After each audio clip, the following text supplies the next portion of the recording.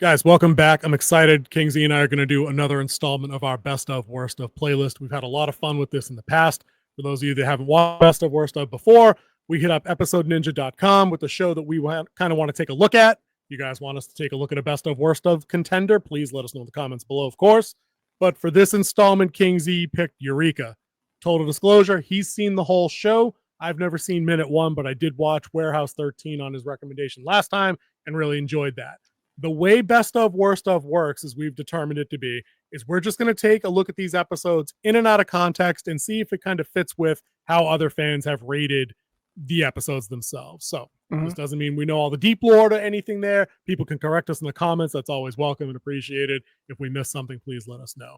But we're going to start with the best of Eureka. If I remember right, this ran on the Sci-Fi channel back in the day. It had something like 5 seasons, 77 episodes. So it got its due.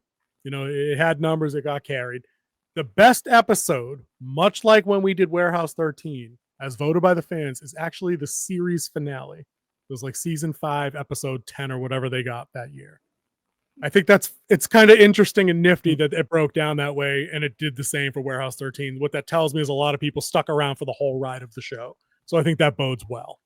Yes. And then the other thing I wanted to say in opening before I turn it over to King Z, there was like a 0.03 difference in scores between this best of and the next one down, and then the next one down, and the next one down. That kind of tells you people really dig the highest ratings of these shows. There's no clear-cut contender.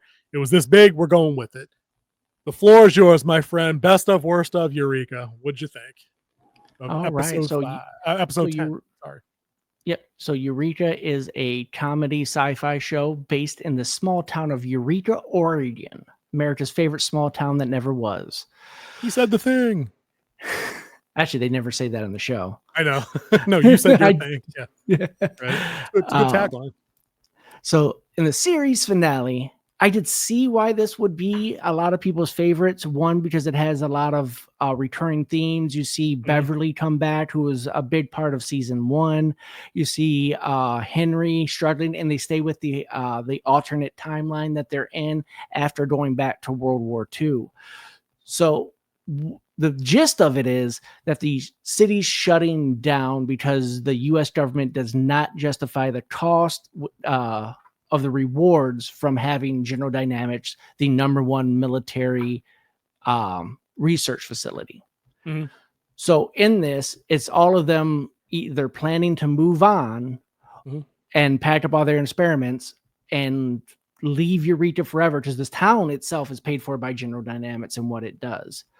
And then, of course, it's Eureka, chaos happens, and a wormhole opens up.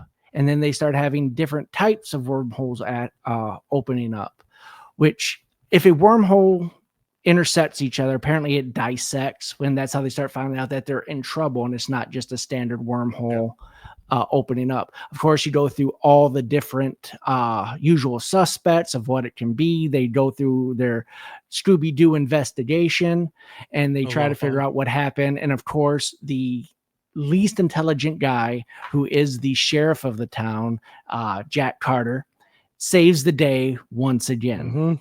And that is just the theme of the whole series. And I think it fits. Of course, he's married to Allison Blake in this timeline, his crush from day 1 to day 77 in this. It's always been Allison. It's always been about him and Allison. Even though he's had 2 other girlfriends in the run of the series, Allison's always been the center point of his affections. So it was a fun series. Of course, the guy they brought back from the past to the future to the city that he helped found saves the day, because somehow when he comes to the future, he becomes a billionaire, and then he throws the money all towards Eureka with no hope of ever get a return on his investment. But I think it was a fun, good wrap up. Fargo, always a fun character. You'll see more of him in the worst of episode. But his character changed a lot, and you can see that growth, and you can see how he's still kind of a fish out of water. How when they went to this new timeline, he is the head of GD, because when they went back in the past, Allison was the head of GD. Right. So he's the head of GD, and he doesn't know what he's doing. He was like an assistant when they jump back into the past. So okay. little fish out of water, doesn't know what the future Fargo that was him was doing. And a lot of people were afraid of that Fargo. You see that it's almost like the worst timeline when they go back into the future. So, because a lot of them were different, some of them were more treasonous, which we go through with the story with Henry. So my take is I enjoyed the last episode. I've seen the series finale before. I really appreciate it. It's always fun going back to Eureka and catching an episode or two. I can see those vibes for sure. The same way I saw those in Eureka, having not watched all of that show either. The show is very by the numbers and procedural, and I like that. I like that kind of consistency. It's how TV used to work. You know, this is the kind of show, like you said, that it brings Jack Carter to town. He's got his ne'er-do-well, troubled teen daughter. You know, they're off to start their new life, new job, this, that, and the other thing. And he's got to be the fish out of water for all these super geniuses and military contractors. And he's always out of his depth. But like they say, and I think both of these episodes, he's the glue. Like he's the one they can count on to do the right thing and save the day no matter what. The geniuses will genius, but Jack Carter is going to be the guy that throws himself in the way of harm to save. And his everyman approach usually is the solution to the super genius problem. Right. So I like the vibes of all that kind of stuff there. What I liked a lot about this episode is that, having never seen it, I could tell that they put a lot of care in resolving a lot of the relationships that they had developed over time. Like pre-show, we were talking about Zane and Lupo, like that they had come a long way and they opted to be together by the end of the show. Jack and Allison started as a friends. It grew into a will they, won't they. And by the end of the show, they're together. They have a kid together. You know what I mean? So I like those kind of resolutions. Even Fargo. Fargo gets a shot to go to be with the girl that's going to go be like the head of like the CERN, the Hadron Collider or something. Like everybody ends up where they're supposed to be. And it was going to be that way even if Balthus from Battlestar Galactica didn't buy the town out and keep them all and keep Eureka open for certain people to stay at. You know what I mean? So I did like that. Yeah, the other great thing about the show is it has lots of guest stars. Like in this episode, we have Will Wheaton and you have Felicity Day, who came on. I was going to mention that. Yeah, the queen of the nerds is queen in of the this show. Nerds. Yeah, I do like her. Love her on Supernatural. She's Charlie on Supernatural. One of my favorite characters. She plays Felicia Day wherever she is. Like I don't think she does different. You know what I mean? And that's fine. That's like her brand. Let me ask you this though. So it's an episode of a show. Is it really the best episode though? Because I feel like this is, out of context, I haven't not seen the other ones. I felt like it was just pretty average though. Like they wrapped everything up nice and neat, and maybe that's why it has a high fan score on Episode Ninja.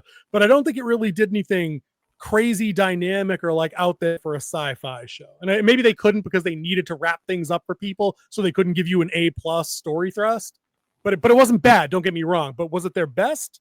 Now I'm curious to know what numbers 2 and 3 on that list were in terms of the sci-fi. Yeah, I would like to see what those other two are as well, because I wouldn't say, other than you get all the resolution that you've been hoping for through 5 seasons of this show. I mean, you've seen tons of heartbreak. You see Jack Carter and the one girl that he was really close with, which we'll talk about in the worst of episode, where they break up. You see the episode where Allison Blake's trying to remarry her ex-husband because they fell back in love, and he becomes particles. Yeah. I put all that together in that episode, and it hurt. You have, you see the troubled teen turn into the doctor with Jack's daughter, Zoe. In this series. So seeing all of this wrap up and see how all of them come back together, even the little redemption arc with Beverly, who is she's a traitor. She's selling their General Dynamics secrets. She starts off as the therapist in the town. So she's getting all the secrets and she's then selling it, and she's trying to make GD tech available for everyone and not just the super elite of them. Yeah, I could see where people where they rated it high at the end for wrapping things up and not the story, because you do also get that same thing that Warehouse 13 did in this one. Actually, in both of these episodes, really, but mainly in this one, it's focused on Jack, where when he makes the decision to jump through the wormhole, he gets the "this is my life" flashing before my eyes flashback of all the rapid cut scenes of everything that happened since since he got the Eureka 13 to Eureka. I mean, but I'll say this: I'll give this episode a point and say it was decent and for that stuff. But what I really enjoyed was the end of the show is Jack driving his daughter to the airport, and as they're leaving town, they get the high beams from oncoming traffic, and when they both look into the car, it's them entering town, ostensibly from 5 years ago, from season 1. Beginning. Right. Now I have to go back and watch season 1. When they're driving into town, did somebody give them the high beams on the way out of town? Did they actually pull that bookend off? Because that would be awesome. I would have to go check, because it starts off with them getting into a car crash. Like their car gets stuck. So I think it was. They did. I guarantee they did, and that probably got them 2 points on Episode Ninja and put them in first place. Because I love, you know me, I love me some bookends. I do. I love me some bookends, and I feel like this series probably wrapped it up neatly. Like when we talk about crap finales, it's usually sitcoms that do crap finales or shows that try to be too intellectual for their own good, like Lost.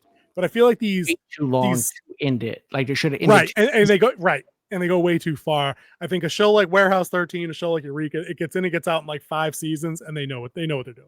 They know when it's time to go.